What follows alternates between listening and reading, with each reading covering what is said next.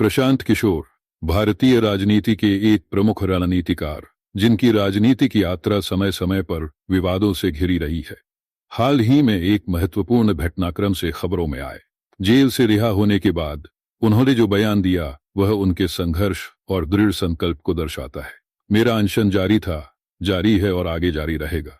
यह शब्द उन्होंने अपने जेल से बाहर आने के बाद उच्चारित किए, जो उनकी राजनीति में विश्वास और उसकी दिशा को लेकर उनकी प्रतिबद्धता को दर्शाते हैं।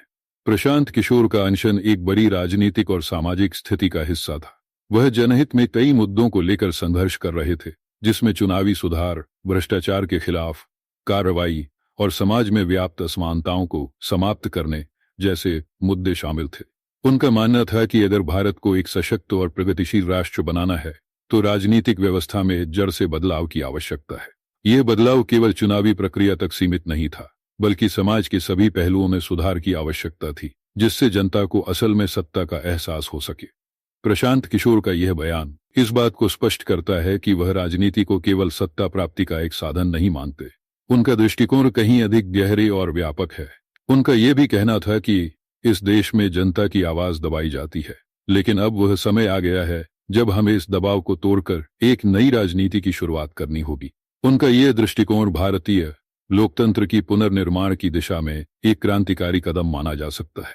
प्रशांत किशोर ने कभी भी अपनी राजनीतिक रणनीतियों से पीछे हटने का संकेत नहीं दिया।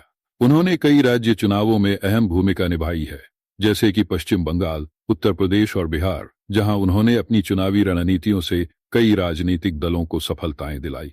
इसके बावजूद उनका मार्ग हमेशा विवादों और आलोचनाओं से भरा रहा है, लेकिन इस सारी स्थिति के बावजूद उनका एक स्पष्ट लक्ष्य रहा है: भारतीय राजनीति में बदलाव और सुधार। उनका अनशन और उनकी राजनीति में आस्था यह दर्शाते हैं कि वे केवल सत्ता में आने के लिए संघर्ष नहीं कर रहे, बल्कि वे भारतीय राजनीति की दिशा में एक बड़ा बदलाव लाना चाहते हैं। इसका मतलब है कि आंदोलन में दोबारा नहीं जाएंगे, बिना परमिशन के, फिर धरना पर सत्याग्रह नहीं करेंगे। ये सब कंडीशन जो न्यायालय ने लगाया, तो प्रशांत जी ने कहा कि मैं बेल नहीं लूंगा, मैं बेल बॉन्ड नहीं भरूंगा। इन शर्तों के अनुसार मैं उसी स्थिति में, जिस स्थिति में 5 दिन से हूँ, मैं जेल में भी जाकर अनशन करूंगा।